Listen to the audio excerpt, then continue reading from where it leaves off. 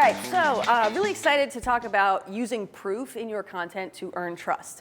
One of the things I've found just in my work with companies, with individuals, I work a lot with individual creator brands through the Creator Kitchen, is that we look at measuring so many different things. I tried to come up with a whole bunch. There's probably some that I'm missing, like some great, what are the metrics you guys are measuring that's not up here? It feels like we're measuring everything these days. But the one thing that precedes all of these is actually trust. So every single metric that's here doesn't happen without trust, right? You don't stay subscribed if you don't trust. You don't buy if you don't trust. You don't continue reading if you don't trust. The trust is sort of the ultra metric that precedes everything else. And yet it's the one thing that we're not measuring in many cases, and it's also one of the few things we're thinking about actively working on improving or growing. I have met a few brands who have active programs where we're like trying to measure sentiment or something similar. But if your organization is measuring trust, like please meet me up after, tell me, let me know how you're doing that. It's one of the things that I think is going to be happening increasingly often, but there's still sort of open season on how exactly to do that best. But what I do know is we have a problem, which is that 4% of consumers believe we practice integrity, which hurts my feelings and probably hurts your feelings too, right? I think email marketers, we're used to the fact that people sometimes have misguided opinions about the work that we do. They don't necessarily see the value on the consumer side, and it's important for us to prove that what we're doing is important. But again, trust is the precede of that. There are a lot of things that we're claiming to do. I want to cover like the 5 major claims that most businesses are making in their email and in other content, so that then when we talk about how to prove those things out, you have some context for what that might look like at your organization. So the first one is convenience. My guess is most of us are making some sort of convenience claim. This could be about the speed of your product. It could be about how affordable it is. Some sort of measure of we're making your life easier, faster, more efficient in some way. Is that representative? You guys making convenience claims with a lot of your marketing? Cool. We also see comparability. Comparability is really like looking at how your brand compares to others, right? We'll talk in a minute about some of the claims that you make just in and of yourself, like this is what we're doing, this is what we stand for. But a lot of our claims are predicated on comparing to another brand, whether that's a direct competitor, whether it's sort of an industry as a whole, other types of solutions, or sometimes we're also comparing to not doing anything at all, right? Like compared to inaction or compared to not finding a solution at all.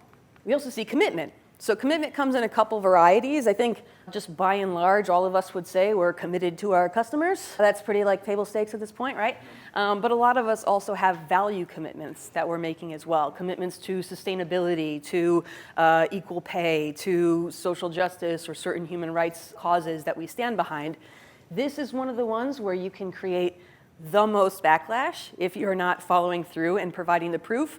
The reason is most of us don't stake our identities on buying convenient products or buying the best products, but we are typically committed to our views and our values in a way that's core to our identity. So that feels like betrayal instead of just disappointment, right? So if you are making these kinds of claims, if you're a B Corp, for example, if you stand on sustainability or you're taking public stances on important values, proof is going to be extra important because you're going to hurt people's feelings and not just disappoint them, right? If we're getting to a point where we're betraying identity. Connection is another important one. So this is like the Olive Garden. When you're here, you're family, right? Let's see it, like a good neighbor. Yes, okay, I knew that would work here. I did it at a financial services conference. It was awkward for everyone. No one said anything. But that's the point where we're sort of staking our brand on like, we're connected. You're not just a number. We know who you are. This is an organization. This is a community that has a connection embedded in every single part of our experience, right? So if you're making those types of things, you're talking about your connection, you know them. Personalization falls into this category. That's the connection claims. And again, you want to be able to back those up, not just promise that you're going to be there for them when the time comes. Then the last one is competence. This one's pretty table stakes. I talk about it last, and sometimes people are like, is that not the most important? And I'm like, yes, which is why we talk about it last. Because it's like, if you're not competent, there's not much else I could do for you. I'm really sorry that your business is bad and you can't get results, but that's over my pay grade. But competence, right? This is where we're talking about, I'm going to get you the results that I say I'm going to get you. We're going to achieve the things we say we're going to achieve, right? This is like, we do what we say we're going to do. So these are the 5 types of claims. I've done a lot of studies of like the, messaging. I gave examples of taglines from companies like State Farm and Olive Garden, but this is like all of your messaging, not just your tagline, right? So these are the most common types of claims. My guess is you are probably making claims of all types in some way or another. Most brands lean more into one or two. That's just dependent on what your particular focus is. If you're a nonprofit, you probably talk more about connection and commitment than maybe someone who's in financial services or something like that, where you might focus on competence and convenience because you have lots of locations or you have really fast shipping or whatever else, right? So again, our audience doesn't trust us. Super depressing. We could see it as a problem, but I really feel like this is an opportunity. And I know that sounds trite, but the reality is this is true for every industry and for every marketer. Our audience doesn't trust us. So if you are going to take the extra step, the initiative to actually go out of your way and prioritize earning trust, that is a huge opportunity because people aren't doing it. Right? So I really see it as an opportunity, but it is a little bit of a downer to say nobody trusts you as like an opener. So we're going to focus on the opportunity here to actually learn how we can create and increase trust. I want you to think about the content you are creating, the emails you are sending out, the entire flow of joining, unsubscribing, changing settings as an opportunity to provide evidence. Proof intended to convince the judge or jury of the alleged facts materials to a case. So if you are trying to tell your audience that you are convenient or competent or committed to them or whatever else, this is exactly what we are providing, right? It's like, this is what we're saying, now let me give you the backup. Let me provide the proof to help you believe the truth. Because again, we know everybody's saying these things. Every brand says that they're convenient, they're connected, et cetera. We're gonna be the ones to do it different. I like to think of it as our brand is on trial, and we are the frontline defense lawyers, right? This is our chance to bring forward the best evidence and help people see that we're on the right side here. They can rule in our favor, if you will. So how do we prove it? You might be surprised to find out that content is how we're going to prove it. Broadly speaking, there are three categories of content types of things we can create that provide the best evidence that are most likely to earn the trust or increase the trust of our audience. So it's corroboration, demonstration, and education. I'm going to give you examples of each and show you examples from even within this community, from RGE, just to give you what that looks like from like a visible, tangible sense. But corroboration, broadly speaking, is when we say, you don't have to take our word for it, take theirs, right? And we're showcasing other opinions that back up what it is we're going to say. Demonstration is when we say, you don't have to take our word for it, you can see for yourself, or hear for yourself, or taste for yourself, or whatever is the appropriate verb. And then education is, you don't understand what I'm saying? Well, let me show you so you can better understand and trust that what we're saying is relevant. This is something that is especially important, and we'll get to it in a bit, for if you are in an industry where people are first-time buyers, if you're selling wedding dresses, cars, homes, things that people don't do every day, they don't even have the right framework to think about, how do I know if this is a trustworthy organization, right? This is also especially true if you are marketing to the person who is not the end user. Right? If I'm trying to sell, I don't know, server equipment, like the person who's buying the server equipment is not the person who understands maybe what those requirements should be for the end users who are going to be using that equipment. All right, so we start with corroboration. Again, that's when we're saying you don't have to take our word for it. Whatever that claim is, we're going to show you other opinions you can trust. And this comes in two varieties. You've got experts. These are people they already know and trust. And then you've got the witnesses. These are the people who have seen it for themselves.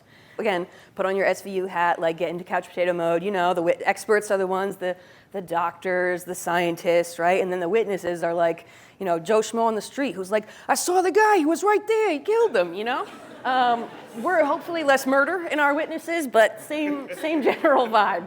So when we're talking about experts, this usually, for brands anyway, comes in the form of like certifications, awards, recognition, nominee, and there's some great examples we'll show you from this community, but anytime you can point to someone that says like, I know you might not trust us saying that we meet this standard, provide these results, whatever the case may be, here's some outside entity, outside of our organization, sometimes even outside of our industry, that points to why this is important, that it's also true, and just otherwise backs up what we're saying. So here's some good examples of that. By the way, if your organization shows up on here, if it's your example, please be very excited. You can practice if you need to, but be excited. This is fun stuff. Okay, so Vimeo's got one here where they're saying we want a Webby, right? So again, we're showing you that the stuff we're doing is being recognized by outside experts. It's not just our technology. It's not just the stuff we're creating. I like to talk about your mom puts your artwork on the fridge, right? So like you can't trust your mom as a good judge of whether you're a talented artist at that age, right? So somebody else is putting our artwork on the fridge. So like it's got some value, right? Here's one Shift talking about they're on the Time Best Inventions list, which is really cool. Annual list of the best inventions. Happy to announce that our moonwalkers have earned a spot on the list. So just showcasing like, hey, we've been featured here. Again, we told you our product is awesome, but like Time Magazine said it, so now you gotta believe this, right? Here's one, J.D. Power and Associates. Well, J.D. Power and Associates and some others are kind of like a hybrid between expert and witnesses because they're an awarding body that's based on like user surveys. So they serve kind of a hybrid purpose there, but just saying like, U.S. electric vehicle experience ownership study, they earned the highest overall satisfaction ranking. So you probably have some version of this. I do want to emphasize you don't have to win the award for this to work. Being nominated, being honored, being included as on the short list, all of that equally valuable as a signal to the audience that you're worthy of their trust. So here's some more. Best of the best, we've got, let's see, so Dim saying like, the Composed Vanity is up for Best of the Year award. So here's a nomination, right? They're not even saying we won, they're just saying we've been nominated. Super valuable. This one, they've got a whole laundry list of the knives that are awesome, and they've got multiple sources here. So we've got Real Simple, Domino, Food and Wine. Those are all owned by Time Inc. It's all the same people, but don't tell anybody else that. So Nectar has one here, and we talked about comparability as one of the things we're proving here. This is versus Casper. Specifically, they're comparing side by side and talking about they've got more awards than Casper, they've got a higher service ranking, they're giving the awarding bodies here. And what they're doing is actually pointing to our next piece, which is the witnesses. They start right here, join over 5,500,000 happy sleepers who choose Nectar over Casper, and they start sharing reviews. That's where our witnesses come in. Right, we've all got this. This is really common. I don't need to tell you that you should include some reviews in your content, but if you need a little nudge to include a few more or to place them more prominently, hopefully this gives you the fuel to do that. So, all right, so Music Bed saying, I don't look for music anywhere else, really leading with this major testimonial to say, you know, you may do these, you may look other places, but here's a prime example of a single customer. Another one here, Humankind saying, my teeth feel much cleaner than my traditional toothpaste. I'm so glad this has fluoride in it. I'm a little suspect about whether Rachel is real. Just gonna be honest with you here. Has anyone ever said, I'm so glad my toothpaste has fluoride in it? I don't think so. So it's a good note here, to say that the more detail you can provide about who this is from, I mean, a photo that isn't an obvious stock photo would have worked. A last name, the city, I mean, anything to tell us beyond that Rachel loves fluoride probably would have helped make this have a little more oomph. Like this, right? We've got Timothy N, so at least, I mean, Timothy's got a last name, that's gotta be at least helpful, and a verified buyer. So I guess they could make that up too, but it just seems like a lot of effort to go through when you could just leave it at Rachel. So we're more likely to believe this because more details being provided with a single testimonial. There's obviously also power in providing many testimonials. Anybody done an email like this? Done a whole list, right? These tend to work really well. Would be interested to hear your data on if you've seen the same thing in your stuff. Most of what I've looked at have seen these work really well. So just gonna walk through here. We've got Mode did, I mean, straight up just saying like, we've had customers saying really amazing things and here's what those things are. Clear call to action throughout, always important. Surreal saying, we've got the sweetest reviews. And this is about a particular product, which is a good way to sort of trickle it out. If you do one for each product, you can kind of spread this type of stuff out over time. Again, like, I'm always mixed on like just giving a Monica, CJB, I guess. But when they're in a group, it becomes more believable, right? So we don't need quite as much witness information, identifier when they're collective because it's actually the collective power that earns the trust in that case. Hayo just went all in. This thing just scrolled on and on and on. I was very concerned about how pixelated it would be when I blew it this size because it was CVS receipt style. But if you do not want to feature individual reviews or you have like some limitation maybe in wealth management, I know there's a lot of heavily regulated industries where you're like, I can't tell you who we're working with. You know, I can't disclose who some of our partners are. If you're in that boat, you can go with the sheer number, right? So in this case, 5,000 five-star reviews and we think you'll be 5,001. Regardless of whether you're going to do that, you're showcasing like we're not just some middle of nowhere, nobody knows us brand. We've got 5,000 reviews. I'm guessing you guys may already be familiar with this research, but just know that having a less than 5-star review average can sometimes serve you better than having a 5-star average. 5-star is the kind of thing you say when you're making up your reviews. 4.5 stars is not the thing you say when you're making up your reviews. So having those, most of the studies have shown that a above 4 but less than 5 is actually the sweetest spot to be in terms of trust. It's most believable because it does include some sort of negative or takeaway. Seems more authentic and more believable. So don't feel bad if you have to say, we have 5,000 4-star reviews. That would also work really well. Now we move into demonstration. So again, demonstration is when we say, like, we know we're telling you these claims, but how about if you check it out for yourself? We're going to give you a look into it, a taste, a smell, measurement, whatever it is that you need to do to see for yourself and draw your own conclusion. The thing about demonstration that's really compelling is that we all like our own ideas better than other people's ideas. So this is that psychology element coming in to say we're going to let our customers decide that those claims are true, and they're more likely to believe it because we're giving them the evidence to make that call themselves. Any former journalists here? Okay, so you guys know this is like the show don't tell vibe, right? Like, I could tell you I'm awesome, but it's better to show you, right? Same deal here, drawn from my background as a journalist as well. So 2 ways to do it. Stories, everybody loves a good story. We'll dive into that first. Individual stories are a great way to do this. So example pulled from the Chan Zuckerberg initiative. You know, you could say, yeah, we're supporting schools. Like, cool, happy for you. Giving an actual example, we visited the primary school, the Sesame Workshop. Here's photos and videos. Now, I know Sora's going to make it difficult for us to claim that that's the only way to prove things now with AI video coming out, but the more you can provide evidence that this is real, like stories from an individual event, an individual client, an individual customer, the more believable those claims of impact are going to be. Then we've got this one, Patagonia. Anyone? I got excited. I love Patagonia. Their stuff is so good. And they're a brand that really is big on their commitment. So I use them as an example all the time. Their commitment to the environment and all of those things tends to work really well. So in this case, they could tell you that these hose-down slickers are very important workwear that you need to acquire. I think all of us can agree that we need some hose-down slickers. But if you are in that space and you could need something like this, then seeing Alaskan fishing crews actually using it, seeing how it performs in those environments, is a lot better than saying this will perform well in Alaskan fishing boat environments, right? Like, actually show it. So the stories can be really powerful. I don't have data to point to you and tell you what kind of story, video, written, visual, is definitely always the best. There is no single answer. But what we do know is that multiple formats, again, tends to be less fakeable. So if you can include video and writing, or photos and writing, photo, video, writing, multiple formats tends to make this more trustworthy, again, because it seems less likely that you're going to the effort to fake across platforms.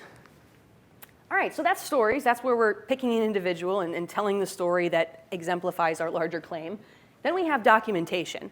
So this is like bringing the receipts. That's like the best example here. So this is where, you know, a lot of times behind the scenes content serves as documentation. We told you that we have happy employees, like here they are at our mixer talking and being joyful. You know, if you were deciding whether to come here, I'm sure you looked at photos and videos from past events, and you were like, this actually does look like fun. These do look like cool people. Like, I believe this. I can see it with my own eyes.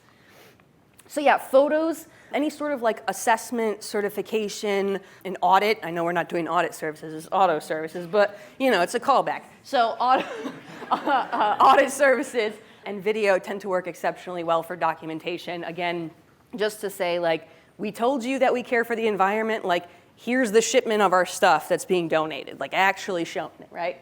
Give you some good examples. B Corps. B Corp is a really good way to do this if you happen to be a B Corp or have any sort of similar certification. A great thing to be reminding your audience of. If anyone's not familiar, B Corp is like an official certification that says your business does good for like the earth in general, not just the earth, but like the people of the earth. So, you know, being good for your social and environmental impact. This is actually doing a really good job of combining the documentation of like, we are a B Corp with the education of like, here's what that means, right? Because if they're not familiar, it doesn't mean anything. So being able to walk them through that we make our products, treat our people, choose suppliers, that all of those things are impacted. Plus one, if you will, would be to show the ways that you are doing any of those things. So, you know, if you're telling me that you're very mindful in the way you choose your suppliers, What's the priority? What's the checklist that you look for? How do you achieve, whether it's gender balance or how many veteran-owned suppliers are you working with? How many women-owned suppliers are you working with? Kind of bring more of that data, again, to make it more trustworthy. Again, especially when we're coming to commitment claims, like being good for the environment, good for our communities. This is where that betrayal comes in because it's identity-based. Our purchases are based on who we think we are. So if you trick us, we've betrayed our souls, and therefore you're going down, right? So very important to provide that proof here as well. All right, so we're moving into our last category here. The first category of education is like what we all probably think of when we think of education, which is like, here's some information you can have, now you have it. I'm going to go ahead and corroborate my own claim here and just let you know that Deloitte has said explicitly that you should develop content to inform and educate your consumers because it helps them move independently through their shopping journey, creates trust, and increases loyalty. Anybody interested in creating loyalty? Woo, right? So that's good. So it's not just me. Deloitte said it, so you got to believe it now.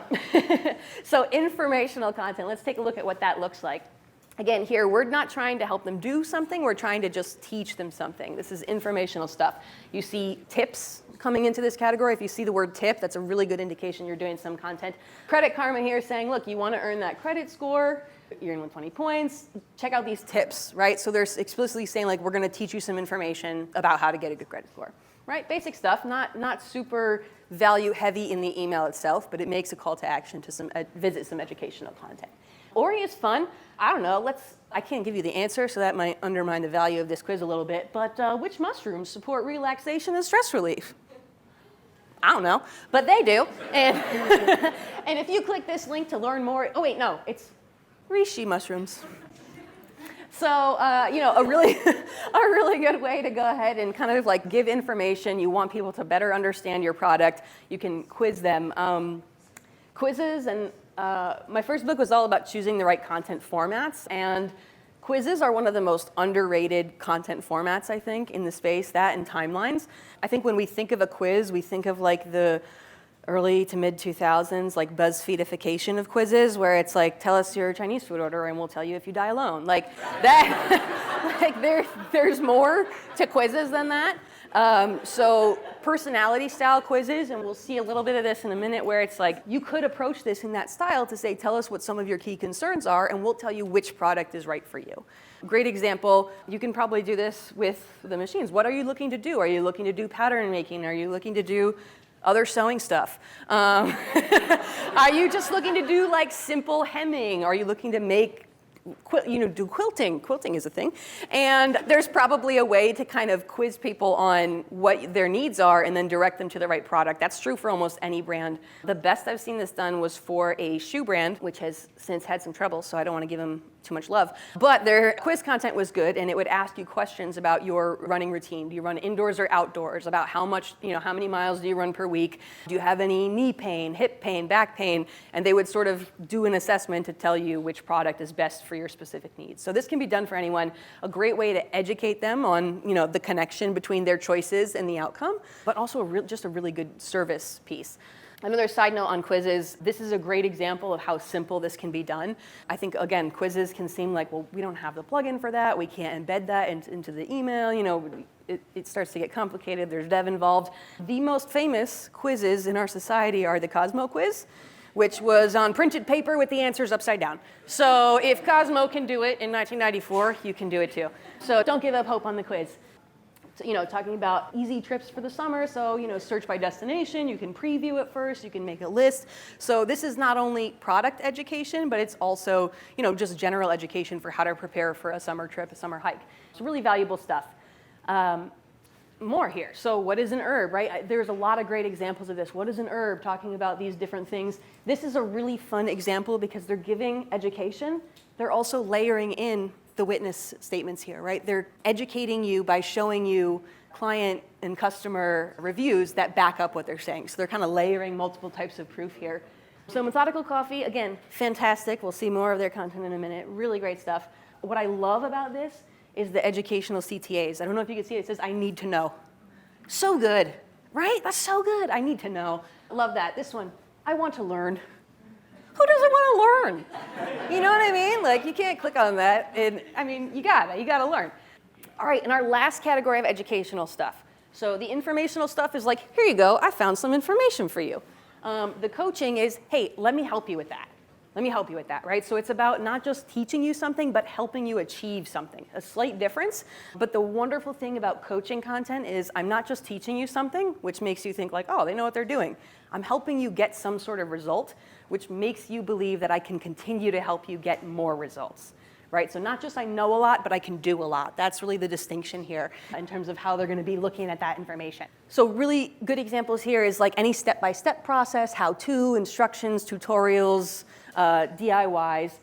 Maps can actually serve a purpose here, right? If you're helping people get to somewhere, regular reminder that maps aren't just for navigation. If this is like a map of the home and where to put things, a map of your fridge and where you should store things. I don't know, I'm stretching here.